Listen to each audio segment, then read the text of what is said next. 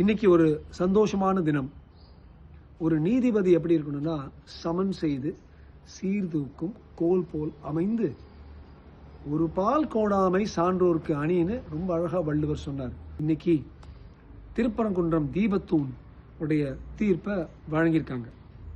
அவங்க என்ன சொல்லியிருக்காங்கன்னா, நம்பர் 1, இட் இஸ் ரிடிகுலஸ் போட்டிருக்காங்க. அதாவது ஒரு சிறுபிள்ளைத்தனமாக நமது மாநில அரசு இப்படி பண்ணால் அவங்க கோச்சிப்பாங்க, அவங்க முஸ்லிம்ஸ் கோச்சிப்பாங்கன்னு சொல்கிறது ரொம்ப சிறுபிள்ளைத்தனம், அப்படி நினைக்க கூடாதுன்னு சொல்லியிருக்காங்க. நம்பர் 2, இது ஆல்ரெடி எஸ்டாப்ளிஷ் பண்ண நிரூபிக்கப்பட்ட ஊர்ஜிதப்படுத்திய உண்மை. அதனால் இந்த பகுதி அந்த தீபத்தூண் உட்பட திருப்பரங்குன்றத்துக்கும் முருகனுக்கும் சொந்தம்ங்கிறதுல எந்தவித ஒரு மாற்று கருத்துன்னு சொல்லியிருக்காங்க.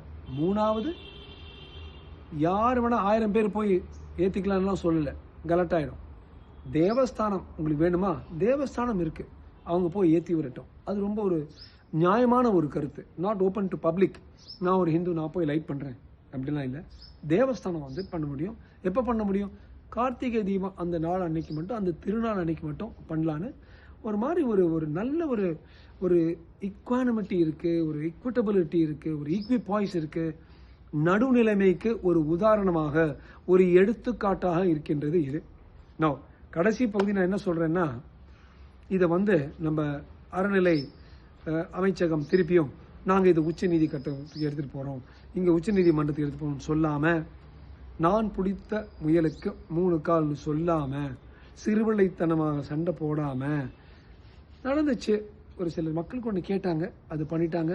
நமது இஸ்லாமிய சகோதரர்கள் கொஞ்சம் கூட ஒரு எந்தவித எதிர்பார்ப்பும் தெரிவிக்கலைங்கிறத அவங்களுக்கு ஒரு கங்க்ராச்சுலேஷன் சொல்லி கும்பிடு சொல்லி இப்படி இருக்கணும்.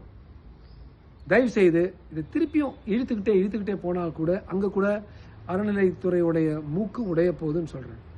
கடைசி பாயிண்ட், இந்த ஜட்ஜ்மெண்ட்டில் அவங்க எழுதியிருக்காங்க, நீதிபதி ஐயாக்கள், நீதி அரசர்கள் ஜெயச்சந்திரன் ஐயாவும் ராமகிருஷ்ண ஐயாவும் இதே வாய்ப்பை பயன்படுத்தி இந்துஸையும் இஸ்லாமியர்களும் சேர்த்திருக்கலாமே இந்த சர்க்கார்.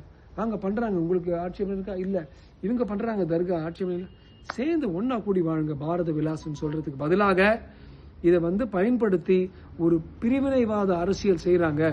அது நல்லதில்லை. எனக்கு அவங்க சொல்லியிருக்காங்க. இது நான் பலமுறை சொல்லியிருக்கேன், 100 பேர் சொல்லியிருப்பாங்க. அதே தான் நீதிபதிகளும் சொல்றாங்க. எங்களுக்கு ரொம்ப சந்தோஷமா இருக்கு.